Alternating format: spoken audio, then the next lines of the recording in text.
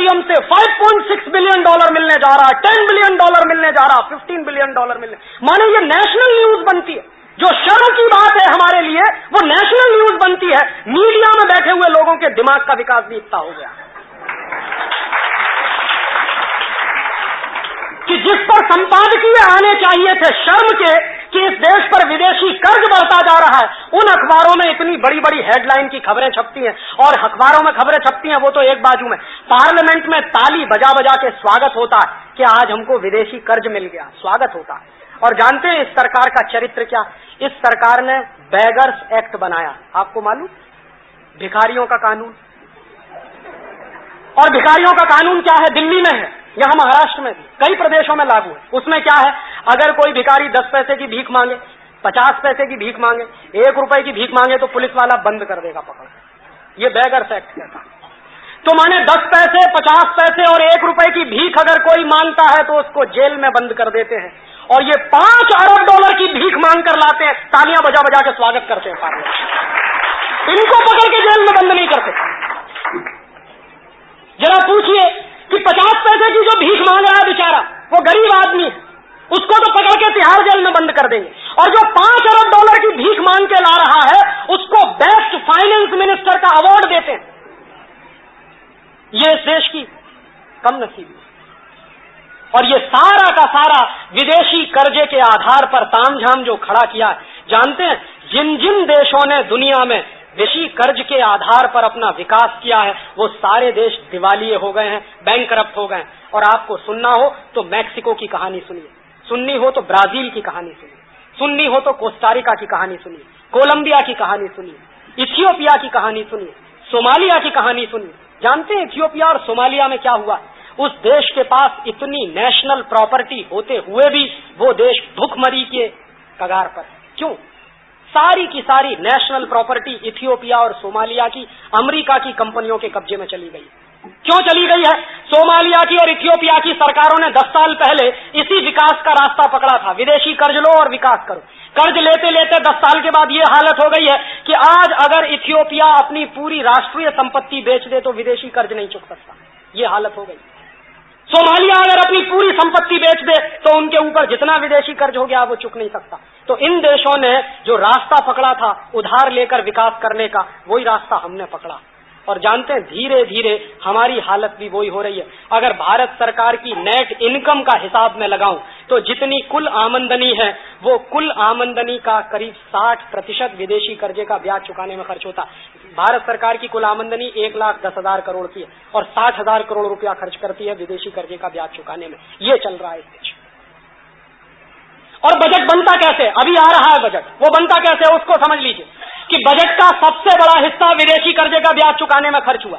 उसके बाद 20,000 करोड़ रुपया सरकार के कर्मचारियों की तनख्वाह देने में खर्च होता और उस 20,000 करोड़ के बाद लगभग 5 से 6,000 करोड़ रुपया पेंशन देने में खर्च होता।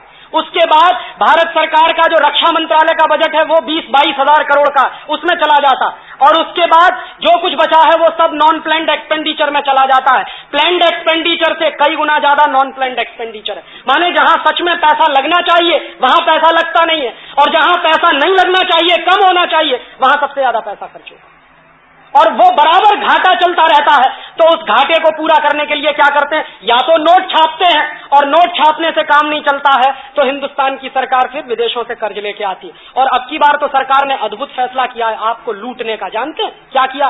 भारत सरकार के रिजर्व बैंक ने तय कर लिया है कि इस साल 100 रुपए का सिक्का छापेंगे और 100 रुपए का सिक्का आपको 200 रुपए में बेचा जाएगा। जरा सोचिए, ये आजाद हिंदुस्तान के बनने वाले नियम है कि 100 रुपए का सिक्का बनेगा, वो आपको बेचा जाएगा 200 रुपए में, माने हर एक आदमी की जेब से 100 रुपया निकाला जाएगा। ये सरकारें लूटने का काम कर रही हैं, ये सरकारें हैं, ये तो डकैत हैं, चोर हैं, उचक्के हैं, लुटेरे। इनको सरकार कहना तो सरकार शब्द की तौहीन करना है मेरे हिसाब से। और अंग्रेजों ने दोस्तों जितना नहीं लूटा है इस देश को, उससे ज्यादा लूट पिछले 50 साल में इस देश की हुई। इसी देश के कुछ बड़े अर्थशास्त्रियों में, जिनमें प्रोफेसर एस.के. गोयल और ब्रह्मानंद जैसे लोग हैं, उनके कुछ रफ एस्टीमेट हैं। मैं एक दिन हिसाब लगा रहा था कि ईस्ट इंडिया कंपनी कितना लूट कर ले जाती थी एक साल में इस देश से। तो भारत से ईस्ट इंडिया कंपनी का एक साल का नेट प्रॉफिट 60 करोड़ रुपए के बराबर था। तो 60 करोड़ रुपए ईस्ट इंडिया कंपनी दर वर्ष ले जाती थी लूट कर। अब कितना लूट रहे हैं? हिंदुस्तान में इस समय 4000 से ज्यादा विदेशी कंपनियां हैं। वो सारी कंपनियां एक साल में मिलकर करीब 70,000 करोड़ रुपए ले जाती हैं। जब हम गुलाम थे तो हमारी कम लूट होती थी, अब आजाद हो गए हैं तो इस देश में लूट ज्यादा बढ़ गई है। और कुछ उदाहरण से समझ लीजिए कि लूट कैसे होती है। पेप्सी कोला और कोका कोला कुछ नहीं बेचता, पानी बेचता है, और पानी बेचकर पिछले साल ये दोनों कंपनियों ने 240 करोड़ रुपए लूटा है इस देश में। 240 करोड़ रुपए लूटा। एक बाजू में इस देश में लाखों गांवों में पीने का पानी नहीं है, और भारत सरकार इस बात को कहती है पार्लियामेंट में। शर्म आनी चाहिए कि आजादी के 50 साल बाद भी लाखों गांवों में पीने का पानी नहीं है। और ये हालत आपको देखनी हो तो ज्यादा दूर मत जाइए, गुजरात के कच्छ के इलाके में चले जाइए। मैं 3 महीने रहा हूं कच्छ में। जब कारगिल कंपनी के खिलाफ अभियान चलता था तो मैं 3 महीने कच्छ में रहा था। 4-4 दिन में, 5-5 दिन में एक टैंकर आता है एक गांव में। 4-4 दिन में 5-5 पीने का पानी नहीं होता। लेकिन उन गांवों में मैंने पेप्सी कोला, कोका कोला बिकते देखा। शुद्ध पीने का पानी नहीं मिलेगा, पेप्सी बिकेगा इस देश में।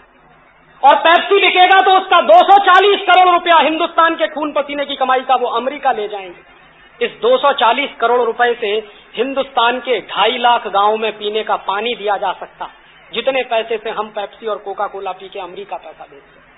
और बराबर हम भी यही कहते हैं, भारत माता की जय। 240 करोड़ गया अमेरिका और ताली पीट के भारत माता की जय। भारत माता की जय कहां से होने वाली? और हम भी यही मानते हैं कि जब तक पेप्सी नहीं पिएंगे, कोका कोला नहीं पिएंगे, हमारा विकास नहीं होगा।